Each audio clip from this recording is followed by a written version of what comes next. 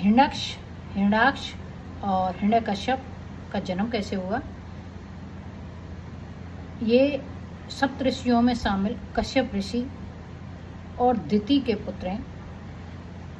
एक समय की बात है, साय का समय था और ये लोग मतलब दिति को काम इच्छा जागृत हुई और उसने कश्यप ऋषि से प्रार्थना की, हे प्रभु मुझे भी किसी संतान की प्राप्ति हो। तो कश्यप ऋषि ने वो समझाया कि देवी ये समय ठीक नहीं है, क्योंकि दोनों वक्त का समय ये ठाकुर जी की प्रार्थना करना चाहिए, भोले बाबा का प्रार्थना करना चाहिए, ध्यान करना चाहिए, पूजा पाठ करना चाहिए, ये वक्त सही नहीं है। इसीलिए कहते हैं नारी की जिद के आगे अच्छे अच्छे ऋषि मुनियों को भी डिगना पड़ा और दिति नहीं मानी।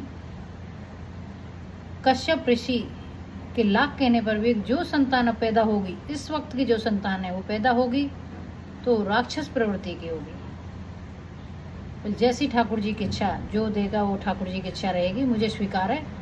और दिति नहीं मानी और उनके 2 पुत्र हुए, बड़ा हिरण्याक्ष और छोटा हिरण्यकश्यप। दोनों इतने बड़े राक्षस थे कि जब पैदा हुए तो बिजलियां कड़कने लगीं, चारों आसपास समुद्र लहरें लेने लगा, पहाड़ अपने आप गिरने लगे, चटकने लगे, चारों तरफ से गिद्ध और सियार की आवाज़ आने लगी। और जब कश्यप ऋषि ने कहा देवी देखा अपनी जिद का नतीजा।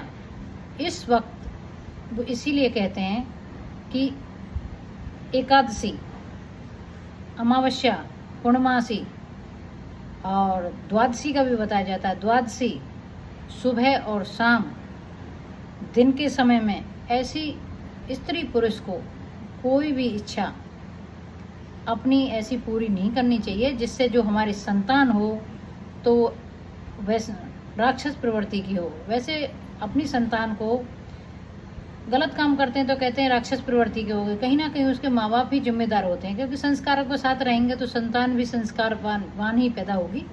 तो ये तो हमारे सामने प्रमाण है और आगे आपने सब सुना हुआ है कैसे कैसे कितने बड़े राक्षस हुए। हिरण्याक्ष तो पृथ्वी को रसातल में ले गया, उसके बाद ठाकुर जी को ब्रहावतार लेके उनका वध करना पड़ा और इसीलिए हिरण्यकश्यप के इतने बड़े दुश्मन बने। राधे राधे।